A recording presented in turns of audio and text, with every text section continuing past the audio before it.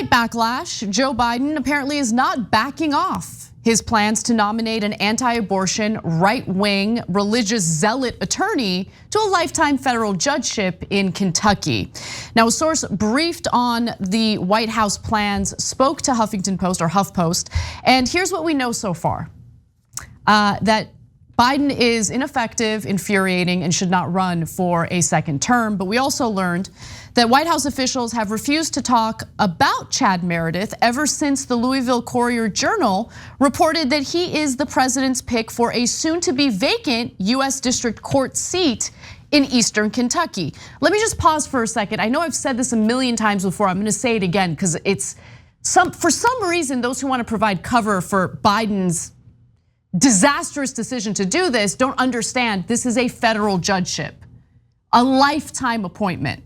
Okay, this is someone who will weigh in on issues impacting our lives for a very long time.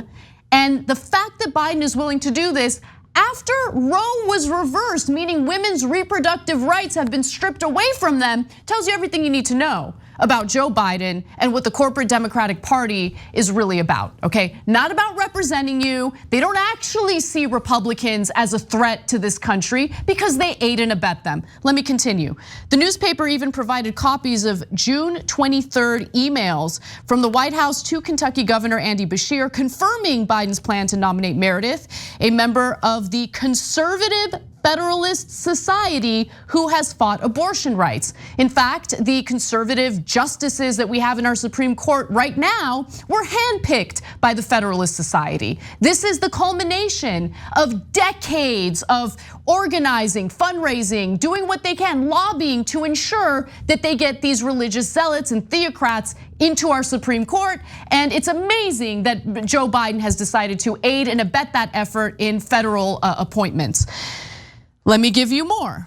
So a source that spoke to Huffington Post about this says they're defending it, meaning the Biden administration's decision to do this. They're defending it. A source briefed last week on the White House's plans told HuffPost after requesting anonymity. The source also believes that Meredith would likely be announced as part of a large package of judicial nominees that would include many picks that Democrats do like. Let me also remind you that Democrats control Congress. Democrats control the Senate with a simple majority. Why are we having these discussions with Republicans in the Senate?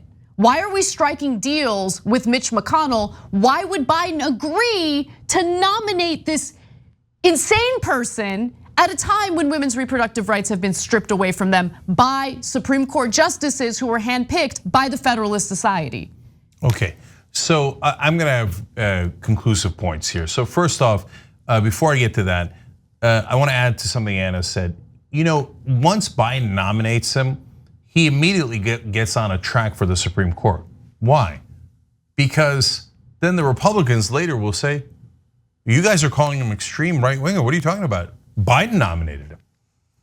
That immediately vitiates all arguments against him. Why?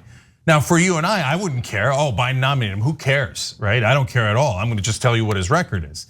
But for Democrats, they'll instantly cave because they'll say, "Oh no, we don't want to criticize Biden. We don't want to criticize Biden." Okay, yeah, of course, confirm. So that guy is on a track to the Supreme Court the minute Biden nominates him. It's a disaster. Okay, so now they say, of course, the Biden White House, supported by every ass kisser in Washington, to compromise. We had to do a compromise. Now, wait, hold on now. Because McConnell is blocking the fast tracking these judges through. But wait a minute, do you remember when Trump had to do a compromise and put a really progressive judge on the federal court? There was some compromising, to be fair. There was compromising taking place under Trump. But the compromising mostly took place after the midterm elections under Trump, where Chuck Schumer basically agreed to work along with Mitch McConnell to confirm a bunch of Trump's nominees. Yeah, but did the compromise involve putting anyone who's really left wing or left wing at all? Never. On the federal system. Never, because the Republicans would never agree to that.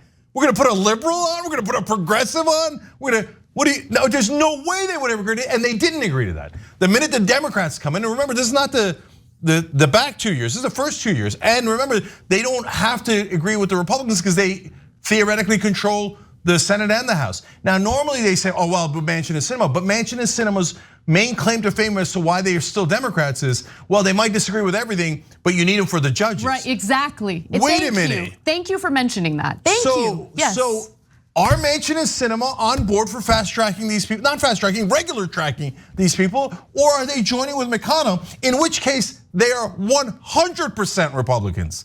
Not 90%, not 99%, 100% Republicans. Then why are we still negotiating with Manchin and Sinema? So if Manchin and Sinema are doing it, they should be called out and they should be fought. And honestly, they should literally be kicked out of the party because they're agreeing with the Republicans 100%. If they're not doing it, then why are you compromising? Why are you compromising? Now, and what is the compromise, right? By the way, I don't think that there's any deal that you can make with Mitch McConnell. Like, I'm not even entertaining that, okay? First of all, the fact that the White House has not released a statement about this to at least detail what the negotiation entails, right? To cover their own asses. Yeah. Tells you everything you need to know. There is no good deal. There is no good deal. There just isn't. And the first report that came out about this from the Courier Journal indicated that Biden got McConnell's word.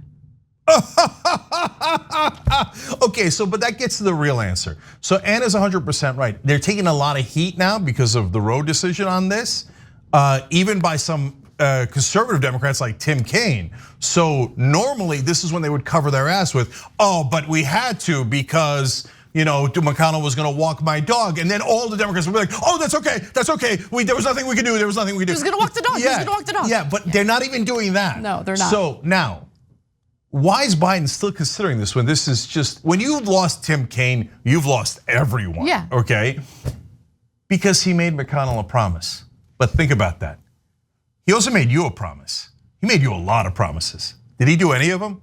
Minimum wage, child tax credit, paid family leave, student debt, marijuana. I mean, you name it, 1,000 things. No, there's only 2 promises he's ever kept.